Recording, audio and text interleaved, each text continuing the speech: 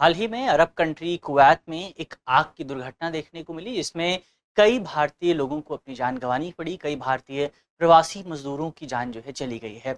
ये घटना अब भारत और कुवैत में बहुत ज़्यादा इस पर चर्चा हो रही है। तमाम ओर से आपको प्रतिक्रिया देखने को मिल रही है। कुवैत के प्रशासन की ओर से प्रतिक्रिया आई है, प्रधानमंत्री नरेंद्र मोदी ने प्रतिक्रिया दी है। तो आज इस वीडियो में हम इसी पूरे मामले को समझेंगे, मामले पर विस्तार से बात करेंगे। चलिए, मेरा नाम है अक्षय और आपका स्वागत है दृश्य इस चैनल की इस नए वीडियो में।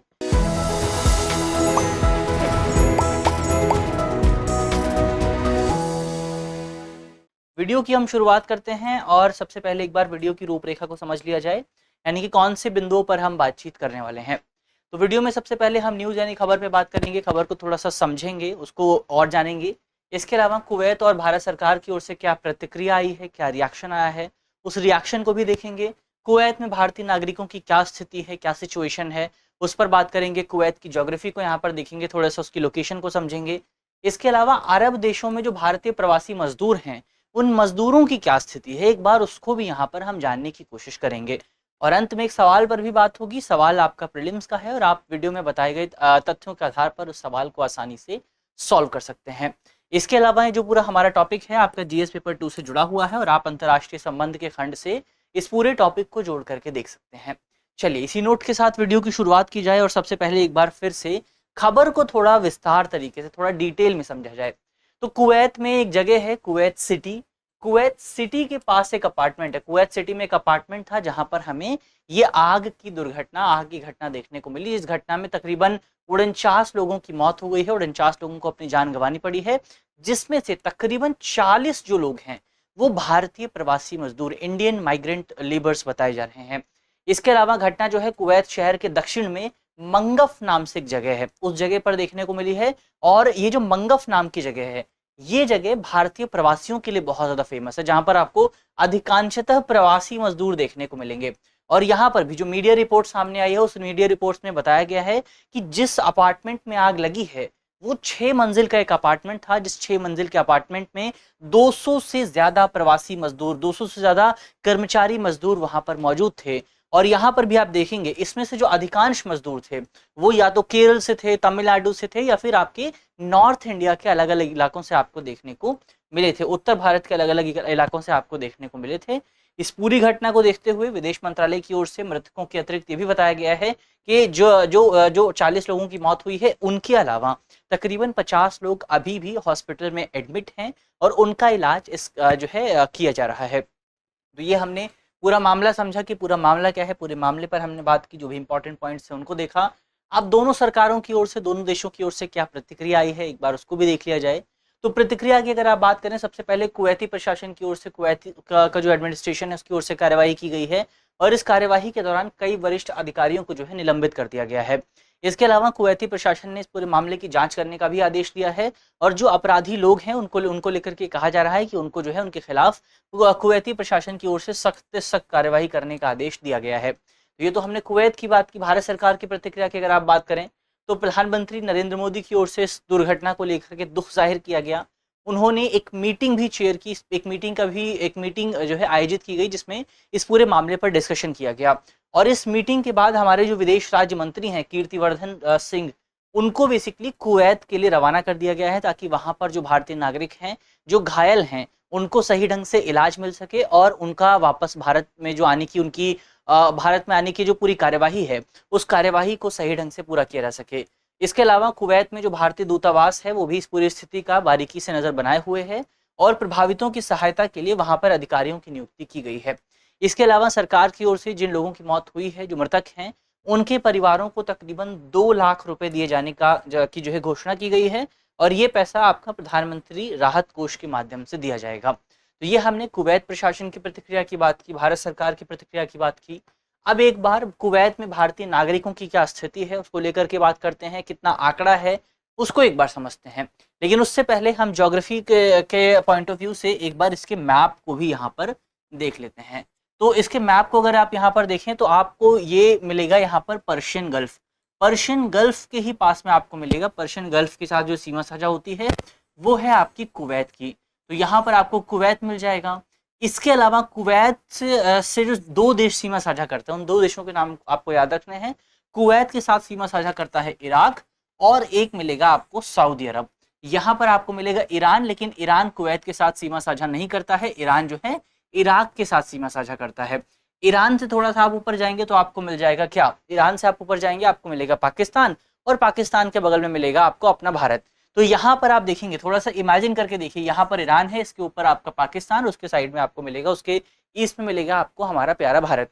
तो ये पूरा ज्योग्राफी है, पूरा जो है इसकी अवस्थिति है, लोकेशन है, जिसको हमने यहाँ पर देखा। अब कुवैत की अगर आप बात करें तो कुवैत दुनिया का छठा सबसे बड़ा तेल भंडार वाला देश है, जिसकी जो आबादी है वो लगभग 42 लाख के आसपास है। तकरीबन 42 लाख लोग जो हैं यहाँ पर आपको देखने को मिल जाएंगे। इसके अलावा आपका जो कुवैत है वहाँ पर आपको प्रवासियों की भी एक बड़ी संख्या देखने को मिलेगी। और ऐसा कहा जाता है कि जो प्रवासी समुदाय है कुवैत का, वो प्रवासी समुदाय इनके स्थानीय आबादी से भी बहुत ज़्यादा है। तो इनकी जो लोकल पॉपुलेशन है उससे ज़्यादा लोग वहाँ पर माइग्रेंट लोग रहते हैं। अगर आप बात करें भारतीय प्रवासियों की तो कुवैत में तकरीबन 10 लाख की संख्या आपको भारतीय लोगों की देखने को मिलेगी, और ये कुवैत का सबसे बड़ा प्रवासी समुदाय कहलाता है। इस पूरी 10 लाख की आबादी में आपको बहुत सारे स्किल्ड प्रोफेशंस भी मिलेंगे, जैसे कि इंजीनियर्स हो गए, डॉक्टर्स हो गए, चार्टर्ड अकाउंटेंट्स हो गए, वैज्ञानिक हो गए, सॉफ्टवेयर विशेषज्ञ हो गए, प्रबंधन सलाहकार हो गए, मैनेजमेंट कंसल्टेंट हो गए, आर्किटेक्चर हो गए, तकनीशियंस हो गए, नर्स हो गई। तो इस तरह के पेशे में मिलेंगे, लेकिन जो सबसे बड़ी संख्या मिलेगी वो मिलेगी आपको अकुशल और अर्ध कुशल श्रमिकों की, यानी कि अनस्किल्ड और सेमी स्किल्ड वर्कर्स की। ये वो लोग होते हैं जो कि बेसिकली बहुत ज़्यादा पढ़े नहीं होते हैं, जिसकी वजह से ये जो है अत्याचार के प्रति और दूसरी तरह की स्थितियों के प्रति बहुत ज़्यादा वल्नरेबल हो जाते हैं। तो ये हमने कुवैत में भारतीय नागरिकों की क्या स्थिति है उसको लेकर के बात की, क्या सिचुएशन है उसको समझा। अब अंत में अरब देशों में प्रवासियों की क्या समस्या है, एक बार उस पर बात कर लेते हैं। जब आप अरब देशों में भारतीय प्रवासियों की समस्या पर बात करते हैं तो इसमें जो एक शब्द सबसे पहले आपको सुनाई देगा वो है कफला प्रणाली। कफला सिस्टम क्या है? तो कफला सिस्टम बेसिकली अरब देशों में बहुत प्रचलित है। इसमें क्या होता है, यहाँ पर बेसिकली इस पूरे सिस्टम के तहत जो कर्मचारी है यानी कि जो वर्कर है उसको उसके एम्प्लॉयर यानी नियोक्ता के साथ एसोसिएट कर दिया जाता है, जोड़ दिया जाता है। अब इससे होता क्या है, इसकी वजह से श्रमिक जो है अपने नियोक्ता की अनुमति के बिना नौकरी या फिर देश छोड़ने में असमर्थ होते हैं। यानी कि जब तक उनका जो एम्प्लॉयर है वो अलाउ नहीं करेगा, वो उनको अनुमति नहीं देगा, परमिशन नहीं देगा, तब तक कोई भी कर्मचारी ना तो नौकरी छोड़ सकता है ना ही देश छोड़ सकता है, क्योंकि उनके पासपोर्ट जब्त कर लिए जाते हैं।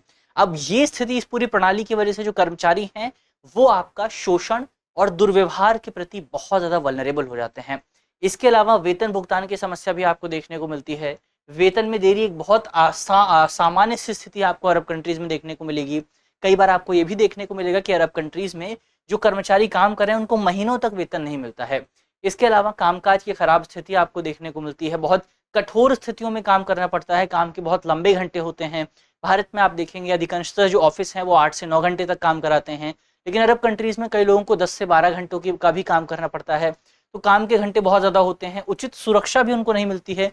जो वर्क प्लेस सेफ्टी इंपॉर्टेंट है, जिसको लेकर के भारत में कानून भी लाया जाना है, वो भी सेफ्टी आपको देखने को नहीं मिलती है। जो आराम की अवधि है यानी कि जो लेजर टाइम है वो बहुत कम होता है, उनको आराम करने के लिए बिल्कुल टाइम नहीं मिलता है। इसके अलावा बहुत ज़्यादा भीड़ भाड़ वाले इलाके में उनको रहना पड़ता है। जैसे कि हमने देखा कि जिस बिल्डिंग में आग लगी थी उस बिल्डिंग में 6 मंजिल की बिल्डिंग थी, वहाँ पर 200 लोग मौजूद थे। तो बहुत ज़्यादा खराब स्थिति में वो काम करते हैं, और इसके साथ साथ उनको डिस्क्रिमिनेशन और सोशल आइसोलेशन यानी कि भेदभाव और सामाजिक अलगाव का भी सामना करना पड़ता है।